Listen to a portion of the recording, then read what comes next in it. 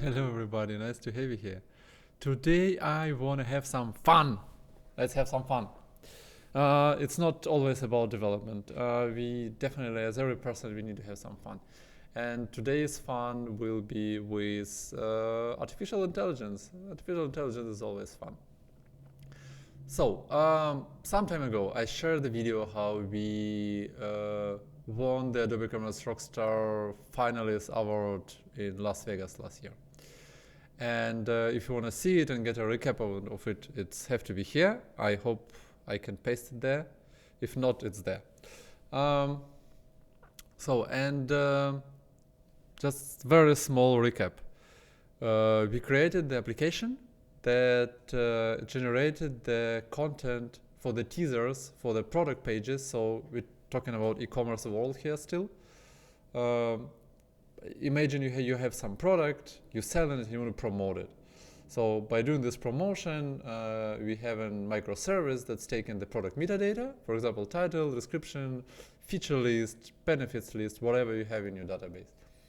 Taking it and then generating the teaser content for it, which can be placed on any page of your website, or generating the landing page of it. So like bunch of text, where when this text can be placed on a page of your site, and people are seeing it and thinking, "Oh, that's so awesome product! I just will buy it."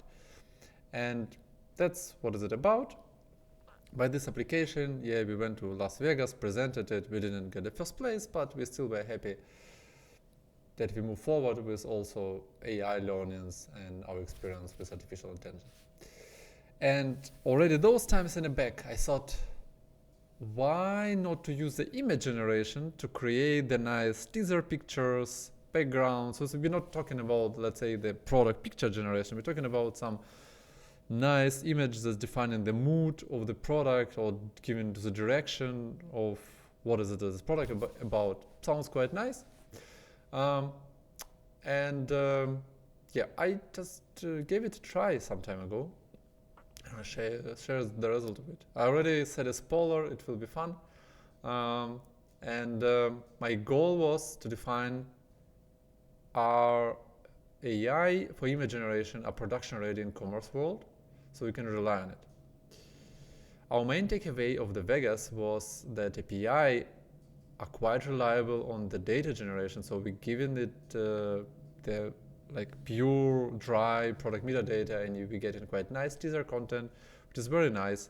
So if I have a look at an example here, we have here the ChatGPT API request where we providing the product metadata, and we're receiving quite nice teaser information back with awesome ChatGPT words, which like pushing and maintaining and entertaining the people to buy this product. And it was quite well. I tried it in multiple languages.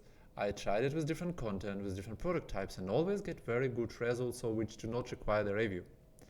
And that gave us an opportunity to create such a module that do not require the human interaction here much.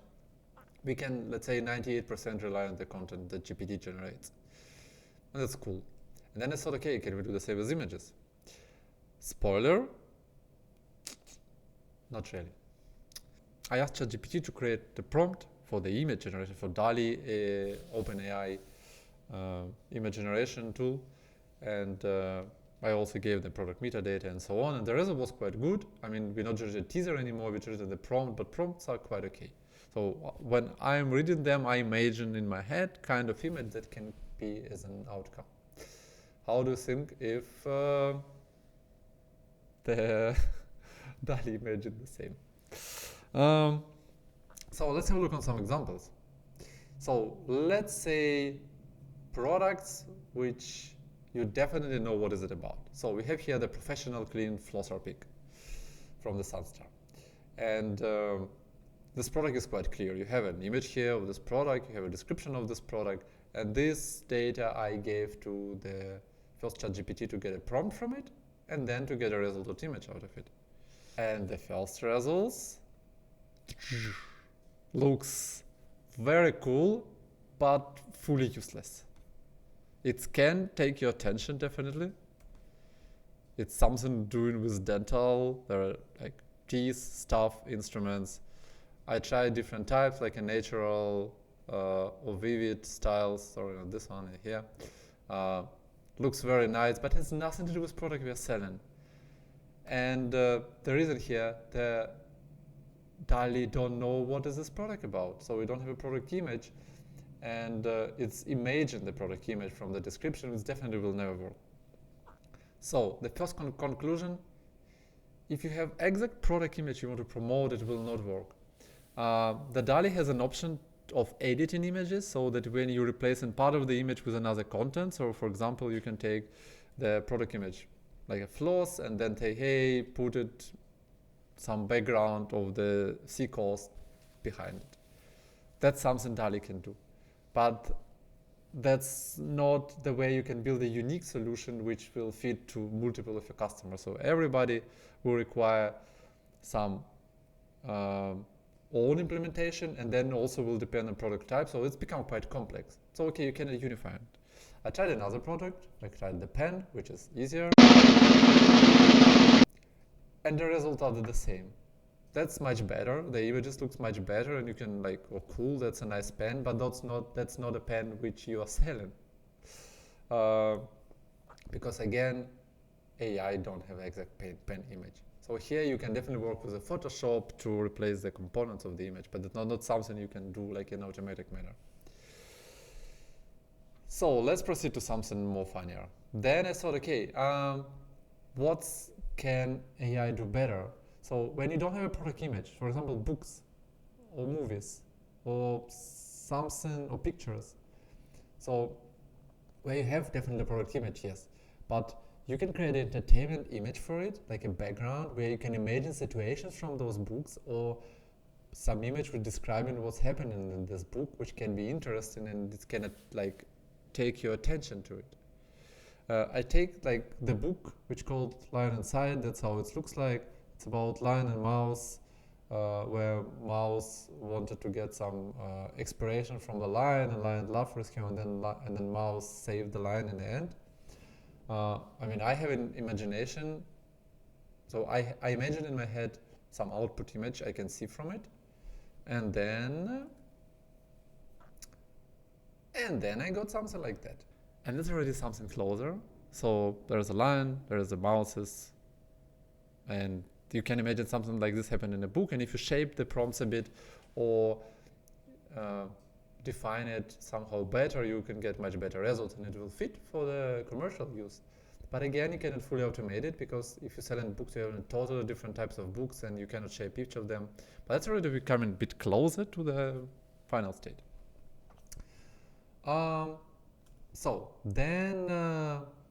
So what I else tried my favorite writer, Terry Pratchett. So it's like about magicians. So something where your imagination can flew away with anything, and which, as for me, sounds like much easier to generate the image content. So that's how the book looked like in one edition. That's how it looks in another edition. And that's how book looked in DALL-E edition. Again, closer, again, some total nonsense from the image perspective. So again, do not really work. Yeah. And then last but not least, the most favorite, Harry Potter. Everybody knows Harry Potter. I guess I don't need to tell about it. Here, results was much better. So this image, as for me, looks quite perfect match for some teaser banner landing pages about the Harry Potter book. Looks quite nice. Like another one, maybe not the same. Like yes, he has the glasses, but still not so bad. I mean, that's still quite nice content. Yeah, I mean, I guess like if you're a Harry Potter fan, you can recognize him here, like directly, but here not really much. By the way, it's not at all nice.